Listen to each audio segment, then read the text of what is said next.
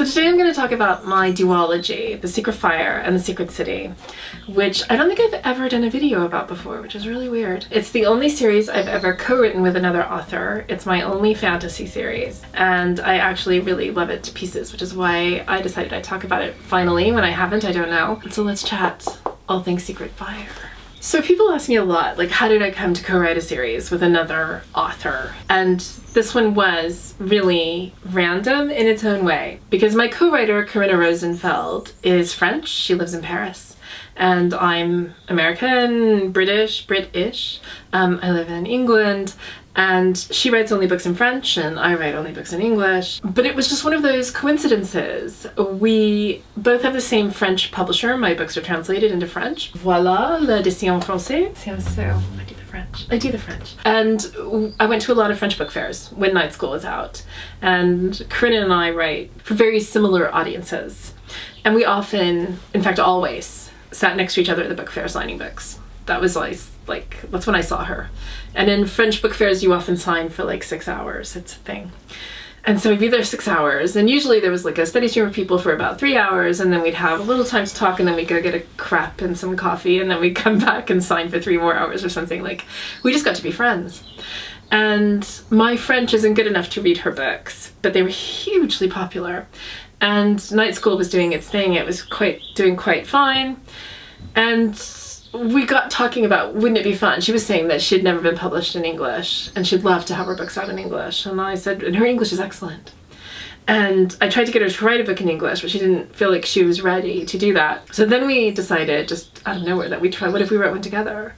Because then if there were any problems with the English, her English, I could fix it. So this was like, you know, one of those exciting, like, book fair conversations where you're like, oh my god, we could do this. You know, the book with 2 brains, the book with 4 hands. It would be, we'd only write half a book each. We'd fly through it. It would be nothing. We could do it alongside our books. And then we went back to our normal lives. I think I was writing Night School 4 or 5, and she's written something like 35 books. And is this like, she puts out the books. And so we kind of forgot about it for a bit. And then about 6 months later, she messaged me and she said, I've had an idea for our book. And her idea was, what if there was a French boy who couldn't die, and so he didn't value life? Boom, that's the start. And I wrote back and said, what if there was a British girl who was a witch but didn't know it yet? And she said, and what if her magic and his curse were connected? We were firing emails back and forth at that point, like, what about this? Where would he live? Where would she live? What kind of person would he be? Well, he'd hate school. Why would you go to school? He can't die until his 18th birthday. And on his 18th birthday, he must die. He will die. He knows this. This is his curse. That's his situation. And so we're flying emails back and forth, throwing ideas to each other. Well, what would you do if you knew you were going to die on your 18th birthday? Why would you go to school? Why would you care about learning? Why would you ever do anything? Like, you might just throw it all away and just want to take wild chances. Like, if he does anything that kills him, that would kill a normal person, he heals painfully but quickly. And then he's normal again. So he can jump off tall buildings, break every bone in his body, and then 2 minutes later get up and walk away. And he starts doing that for money because his family doesn't have any money. So he does that, bets people that he can jump off an 8-story building and survive. And then he gets mixed up with organized crime because that's where betting happens. So it's not kids who are betting, it's grown-ups. And they're watching this and filming this and sharing this, and he becomes kind of horribly famous. And then they decided to trick, and they want to kill him because they've tricked him and they've all lost money. So this is happening in the Paris side. On the English side, Taylor, my character, who's perfectly normal, one day nearly kills her boyfriend when they have a fight, just with her mind. Like, she almost accidentally kills him. Her powers just awake, and she doesn't know where they've come from. And the one person who does know is her grandfather, who is a professor at Oxford of ancient history. And they were quite close, but now her mother's for years been keeping her apart. So she goes to Oxford on her own from the small town where she lives to demand answers, and that's sort of when the story kicks off, because her grandfather tells her the basics and shows her that he too has these powers, and that she's going to need help and guidance in order not to hurt herself or somebody else as this awakens in her.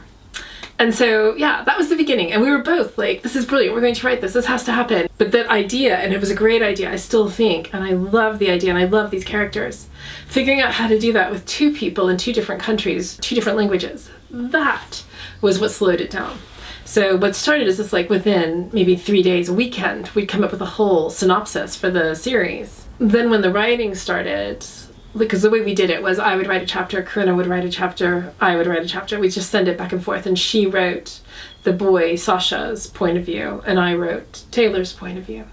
And so it's 2 points of view. So part of it takes place in Paris, and part of it takes place in England. That was hard. That's when it got hard, because making sure it was coherent and made sense from chapter to chapter, that there was some connection between the chapters written by different people whose specialties are different languages. It actually ended up taking twice as long as a normal book would take, which we hadn't expected. But then when we'd written it, it was really, like, I honestly think it was really good. We loved it. It took more than a year to write that first draft. But when we did, and I pitched it to my agent, and she was quite reluctant to have a book with 2 names on it because people don't buy those. They don't like books with two authors. It's just a thing. I couldn't tell you why, but then I don't really buy them. People don't buy them. We want an author. But we both had our own following, so she thought we could do it, probably. And then she went out to publishers, and to our amazement, it sold in 12 countries just like that. So now we had to do it. And that's when things got a little tricky, because we're still trying to finish our own series. We're on tour with our own books, and we're trying to write this other series in 2 different languages in our spare time, and goodness me, it was tricky. And that's why we decided to keep it to duology, to write no more than 2, because it was just getting harder and harder for both of us to keep up with all our work and with this book, and to give it the attention and the love and the time it deserved. Secret City is still one of my favorite books I've ever been involved with. Like, the ending, the whole, like, last 5 chapters are so exciting. I just, like, the whole book is exciting. It's a non-stop race across Britain and then France, and there's magic, and, like, it's just, everything's happening at once, and Sasha keeps dying and coming back to life, and each time it's excruciating. It gets worse and worse every time he dies, more painful. And he's no longer trying to do it. Now people are trying to kill him. He wants to stay alive now. But if they don't resolve it by his 18th birthday, then it's game over. But the whole thing is a race for them to figure out what the connection is between them and how she can save him before he turns 18, which is in 3 weeks when the series begins. So it is like it's a race. The whole 2 books are a race, and I think that's why I like them so much, because it's non-stop action. There's so much happening in it, and it's in 2 countries. So I love the bit in France, that Carina wrote most of the bit in France because it's her country, and so she knows these places, so they spring off the page at you.